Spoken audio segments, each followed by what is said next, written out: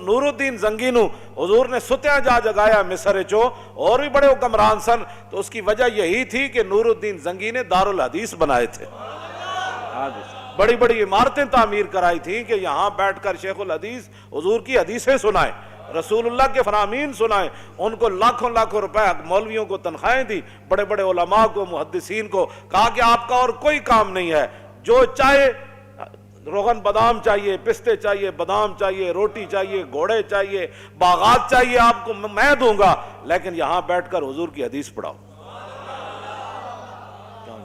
تم نے اہل قرآن کی کیا عزت کی ہے؟ حضور نے تو قرآن ہی کو علم قرار دیا۔ ہاں، حضرت زیاد بن لبید کہتے ہیں نا، حضور نے فرمایا یہ وہ وقت ہے کہ جب علم چلا جائے گا، تو کہتے ہیں میں نے عرض کی حضور کیف یذهب العلم نحن نقرأ القرآن ونقرئ ابناءنا ويقرئ ابناؤنا ابناءهم الى يوم القیامہ، حضور قرآن علم کیسے چلا جائے گا؟ پھر آپ کی امت پر زوال آ جائے گا، ہم آپ سے قرآن پڑھتے ہیں، ہم اپنے بچوں کو پڑھائیں گے، ہمارے بچے اپنے بچوں کو پڑھائیں گے، ان کے بچے پھر اپنے بچوں کو پڑھائیں گے، الى یوم القیامہ، قیامت تک یہ سلسلہ چلے گا، تو علم کیسے چلا جائے گا؟ حضور نے فرمایا او زیاد، میں نے تو سمجھا تھا تو بڑا سمجھدار آدمی ہے، مدینہ منورہ میں تیری ماں تجھے روئے، یہ کیا بات تو نے سمجھ لی؟ اولیس ھذا الیہود والنصارى یقرؤون التوراۃ والانجیل ولا یعملون بشیء فیہما، فرمایا یہ تمہارے سامنے یہود و نصارہ موجود ہیں، تورات بھی پڑھتے ہیں، انجیل بھی پڑھتے ہیں، لیکن جو اس میں لکھا ہے اس پر عمل نہیں کرتے، تو فرمایا میری امت قرآن ضرور پڑھے گی لیکن عمل نہیں کرے گی تو علم چلا جائے گا۔ بتاؤ، یہاں تو قرآن دیکھ کر امت کو پڑھنا نہیں آتا، جن کو دیکھ کر قرآن نہیں پڑھنا آتا ان کو کیا سمجھنا ہے کہ جناب فَبِأَيِّ آلَاءِ رَبِّكُمَا تُكَذِّبَانِ کا کیا معنی ہے؟ كُلُّ مَنْ عَلَيْهَا فَانٍ وَيَبْقَى وَجْهُ رَبِّكَ ذُو الْجَلَالِ وَالْإِكْرَامِ کا کیا معنی ہے؟ وَلِمَنْ خَافَ مَقَامَ رَبِّهِ جَنَّتَانِ فَبِأَيِّ آلَاءِ رَبِّكُمَا تُكَذِّبَانِ ذَوَاتَا أَفْنَانٍ وَمِن دُونِهِمَا جَنَّتَانِ، ان چیزوں کا ان کو کیا پتہ ہے؟ اذا وقعت الواقعۃ ليس لوقعتها كاذبہ خافضۃ رافعۃ اذا رجت الارض رجا وبست الجبال بسا فكانت هباء منبثا وكنتم ازواجا ثلاثا سبح لله ما في السماوات وما في الارض وهو العزيز الحكيم يا ايها الذين امنوا لم تقولون ما لا تفعلون كبر مقتا عند الله ان تقولوا ما لا تفعلون تبارك الذي بيده الملك وهو على، ان کو کیا پتہ ہے میں کیا پڑھ رہا ہوں؟ ہاں جی، جب آپ نے خود ہی قرآن کے ساتھ ایسے کیا، بال کندھا بیان میں نقطہ توحید تو آ سکتا ہے، تیرے دماغ میں بت خانہ ہو تو کیا کہیے؟ جہاں میں بندہ حر کے مشاہدات ہیں کیا، تیری نگاہ غلامانہ ہو تو کیا کہیے؟ اقبال کہندا تینوں پتہ ہی نہیں محمد عربی دے غلاماں دا جناب، ہاں جی، انہاں دی ویکھن دا انداز کیویں تے انہاں دے چلن دا انداز کیویں، انہاں دے رہن دا انداز کیویں، انہاں دے کافراں نال گل کرن دا انداز کیویں، انہاں دا کھان دا انداز کیویں۔ کیوں جی؟ حذیفہ بن یمان اور رومیاں دے دسترخوان تے بیٹھے، ہزاراں نعمتاں پئیاں، روٹی کھاندیاں لقمہ نیچے گر گیا تے آپ جدوں چکن لگے تے نال والےاں نے کیا حضور اے کل نہ کرو، کہ ایک ہی کہن گے کہ نہ روٹی کدی نہیں ویکھی، یہ تھلو لقمے چاہ کے کھاندے، اسی دینا واسطے ہر قسم دے کھانے تیار کیتے، تے آپ نے فرمایا آترو کو سنت رسول اللہ لحاظ علوما کا، فرمایا آپ چلیا میں انہاں واسطے اپنے نبی دی سنت چھڑ دیوا۔ جہاں میں بندہ حر کے مشاہدات ہیں کیا، کیوں جی؟ تیری نگاہ غلامانہ ہو تو کیا کہیے؟ فرمایا تیری نگاہ ہی غلامہ والی، تو کدوں کہ ویکھیا کہ محمود غزنوی کنج آیا تے نور الدین زنگی دارالحدیث کنج بنائے، تو سدا بڑے بڑے مدارس تے جناب اجاڑنا چاہتے ہو، بڑے بڑے مدارس سے تسی اپنے گند داخل کیتے، ہمارا نصاب بھی پڑھاؤ۔ اقبال نے کیا لڑکیاں پڑھ رہی ہیں انگریزی، قوم نے ڈھونڈ لی فلاح کی راہ، یہ ڈرامہ دکھائے گا کیا سین، پردہ اٹھنے کی منتظر ہے نگاہ۔ اقبال کہتا ہے تے وقت آ کے دسے گا نا کڑیاں سے انگریزی پڑھ کے نہ کی بڑھیا، کیوں جی؟ کو خوب سمجھتا ہوں کہ یہ زہر ہے وہ کند، کیا فائدہ کچھ اور بھی کہہ کے بنوں معتوب، پہلے بھی خفا مجھ سے تہذیب کے فرزند، کیا چیز ہے آرائش و قیمت میں زیادہ، آزادی یہ نسواں یا زمرد کا گلو بند۔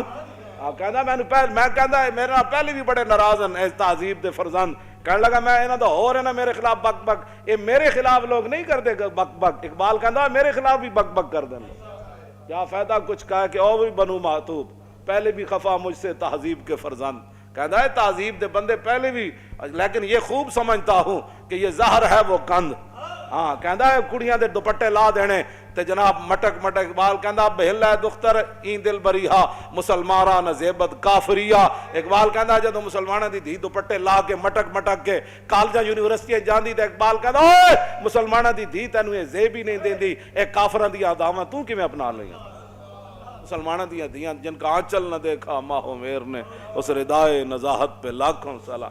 اقبال کہندا جی میں خوب سمجھتا ہوں کیا چیز ہے آرائش و قیمت میں زیادہ، آزادی نسواں یا زمرد کا گلو بند. کہندا میں اس بات کو خوب سمجھتا ہوں کہ کڑیاں دوپٹہ لا دے من ایک قیمتی ہے یا وڈی چادر کر کے ٹرن ایک قیمتی ہے. سارا کچھ تو تسی تباہ کر چھڑیا ہے، تو کی چھڑیا تسی جناب، کی پڑھایا تسی تے جناب 12-14 کلاساں پڑھا کے منڈے نو جناب تسی تے نماز بھی نہ سکھا سکے، تسی تے جناب وہ جنازے دیاں دعاواں بھی نہ سکھا سکے، تسی تے منڈے نو جناب طہارت دے مسائل بھی نہ دس سکے، تسی تے بھی نہ دس سکے کہ وضو دے فرض کتنے ہیں، تیمم کس کو کہتے ہیں. جذبہ قرآن زیغمی روبائی است، فقر قرآن اصل شہنشاہی است. اقبال کہندا قرآن تو بغیر شیری دا دعویٰ کرنا یہ تو لومڑی دی گل ہے. کہندا قرآن تو بغیر بندہ شیر نہیں بن. جذبہ قرآن زیغمی روبائی است. اقبال کہندا قرآن تو بغیر بندہ کہے میں شیر ہاں، وہ شیر نہیں، وہ تو لومڑی ہے. ہاں جی، فقر قرآن اصل شہنشاہی است. اقبال کہندا قرآن تے پڑھن والا تے قرآن تے عمل کرن والا تے وڈا شیر ہوندا، ہاں او شہنشاہ ہوندا. کیوں جی وہ تو شہنشاہ ہوندا، وہ تو تہ بند بن کے تے جناب میدان او دے چلے جاندے. ایک نے بھی نہیں کیا حضور کپڑے تے دیو، انہاں نوں تے کفن بھی نہ ملے جڑے قرآن پڑھے ہوئے سن شیر، تے جا کے میدان او دے شہید ہو گئے جناب. انہاں کول تے کپڑے بھی پورے کوئی نہیں سن، تو انہاں تے پیٹ تے پتھر بن کے تے میدان خندق کے چلے گئے. اج جناب گھر سامان نہیں سی لایا، فقر قرآن اصل شہنشاہی است. اقبال کہندا قرآن جڑا پڑھن والا ہی اصل شہنشاہ ہے. اقبال کہا جے تے صحابہ جے سامان اتارے بھی نہیں سی اپنے گھوڑیاں تو تے خچرہ تو تے اٹھاؤ تو تے پھر جبریل آ گیا، انہیں کہا جی چلیے بنو قریظہ دی طرف، فقر قرآن اصل شہنشاہی است. اقبال کہندا اے تے شہنشاہ سن. ایک صحابی نے بھی نہیں کیا حضور روٹی بھی رج کے نہیں کھادی، انہیں کہا جی چلیے بس اتنی گل ہے جناب. قبر وچ اتنی جگہ ہے، اسن دے کے رون لے اور دس تینوں دتا کس دلاسا ہو.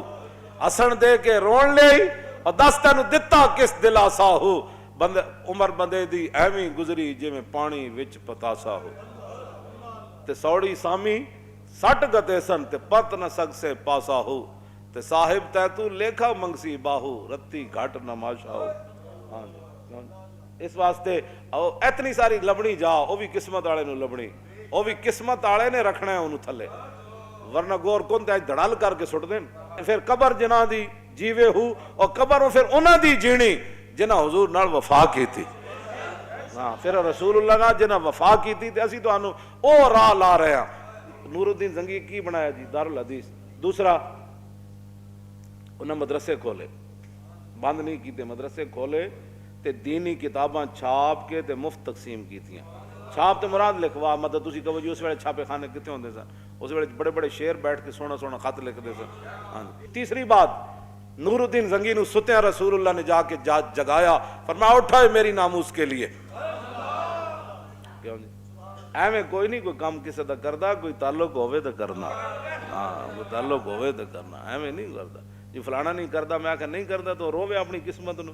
کیوں جی شکر کرن لبیک والے جڑے دیہڑی راتی لبیک دا نعرہ لاندے او نہ ہو میرا ذکر حضور میں ہوا ورنہ خوشی میری طرف دیکھ کے مسکرائی کیوں. تسی کتنے خوش نصیب ہو ہر ویلے تجدید عہد کر دیو. کیوں جی تجدید وفا کر دیو. تیسری بات جو نور الدین زنگی کے اندر تھی وہ سرکاری خزانے سے تنخواہ نہیں لیتے تھے. ساڑھے بزرگاں نے لکھا ہے نا تین وجہ تو نور الدین زنگی نو حضور نے ستیاں جا جگایا. آپ نے فرمایا کہ آ مدینہ منورہ میں میری عزت کا کام ہے. پھر نور الدین زنگی پھر این اپنا دامن کر کے نا کمیز این چک کے تے پورے مدینہ پاک دی گلیاں این پھریا سی، اپنی فوج نال روندا سی حضور تسی مینوں اس کام واسطے تسی مینوں منتخب کیتا، حضور میں تے اس کوئی نہیں سی قابل، حضور تسی مینوں آ جگایا، حضور تسی میرے اس کام واسطے منتخب کیتا.